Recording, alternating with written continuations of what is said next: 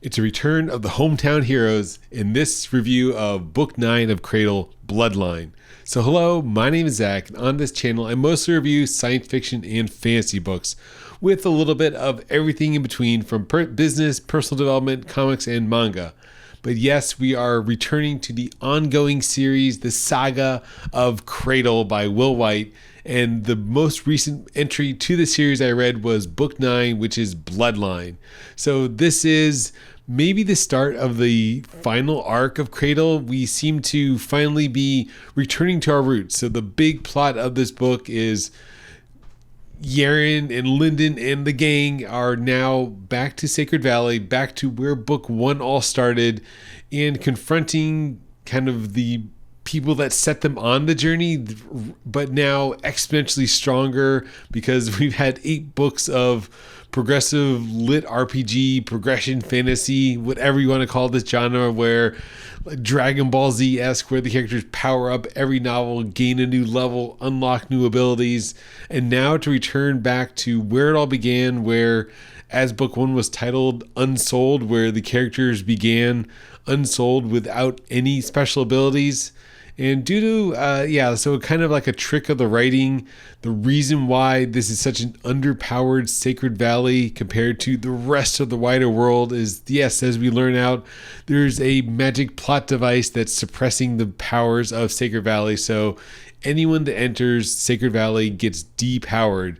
So even though our characters are at almost the top of the hierarchy right now, about to ascend out of the planet, they return to Sacred Valley with their powers vastly diminished. So that sets them on a relatively equal ground. They're still way stronger than the very low level inhabitants of Sacred Valley, but they are on a more even footing, and they could be taken down by like a large number, a huge mob of Sacred Valley inhabitants. And this was a convenient plot device by the writer for, why could the Sword Sage, who we know now that someone who is Sage level is, like beyond comprehension for strength, and how is he killed in Sacred Valley? So it does close the loop on some of these mysteries or kind of, like gaps in the storytelling of that doesn't make sense with how strong they've gotten now.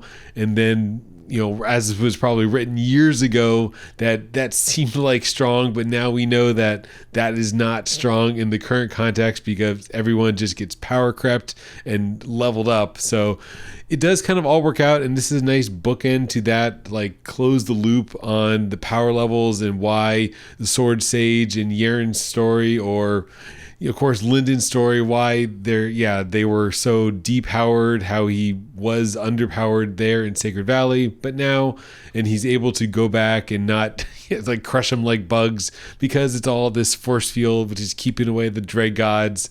So that's the main plot of the book, is the dread god itself. So these are kind of spoilers, but it's, of course, this is Book 9 of Cradle, so you probably maybe read the first 8, or at least are passively interested in what's going on in the Cradle universe.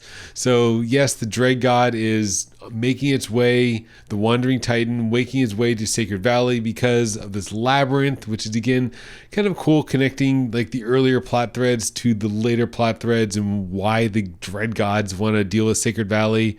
And we do see all of our current cast of characters, Aiton, Mercy, all of the superpowered Aurelius family, the Akura clan, they are taking part in this battle against the Dread God. We see some, of course, great displays of power and some hints of leveling up and getting stronger, and what that is leading to is kind of why I'm very excited about this, because the ending of the book, of course, we deal with the Sacred Valley incident, I guess you could say, but more than that is the hints that have been dropping for the past couple of books of the Abaddon, the larger levels of the universe, the larger world that's at play. We really got more lore dumps in this book, and Wight is really, I think, setting the stage for either the next book or very soon, because I know the series is almost wrapped up at Book 9. We're like in the final trilogy coming up now, that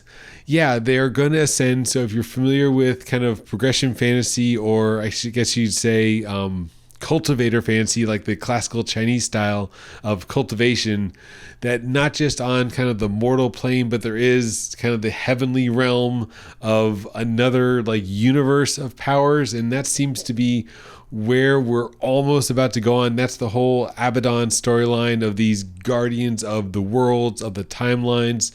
We got some great like flashbacks to what the Abaddon have been up to, and it's really setting the stage that they've been hinting that they're going to ascend anytime now, that Aten can really ascend whenever he wants to, but yeah, he's just delaying some of the stuff.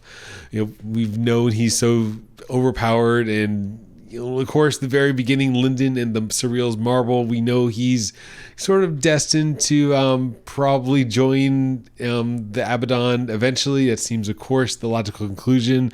I haven't read spoilers, but that seems like where it's going. That's my just prediction, but I would be very surprised if it didn't happen. But yeah, it really seems like it's going to be happening soon, and I'm very, very excited to see where this all goes and how much stronger we can get and what other things are to resolve. You know, what other gods, dread gods, what levels of the threats that they have to deal with. So very fun, very like lighthearted read, because we don't see Lyndon and Yaren just immediately destroying people with their powers. It was nice to see them battling on a relatively equal footing, which we haven't seen in a while. It's been a lot of these high-level, super-powered Dragon Ball Z-esque attacks. So it did make for good writing and interesting story. So I liked all that. I liked the lore. You might be a little frustrated if you were expecting to see all the new moves that they got at the Uncrowned King tournament, all these next level powers that they're dealing with, but they're still dealing with controlling some of their powers and refining these. And of course, they're having to fight at this lower level. So it wasn't, that like overpowered, over the top fighting, but it was more grounded fighting, which made for a nice change of pace and a good story. So I am, of course, highly recommend this if you've made it to book 8 of the Cradle series. Yes, keep continuing. Book 9 was definitely worth it as well. And I'm really looking forward to finishing the series. They're great. They're short. They're action-packed, fast-paced. That was everything I wanted in a Cradle book, and it's everything I got in this book, Book 9 of Cradle, Bloodline.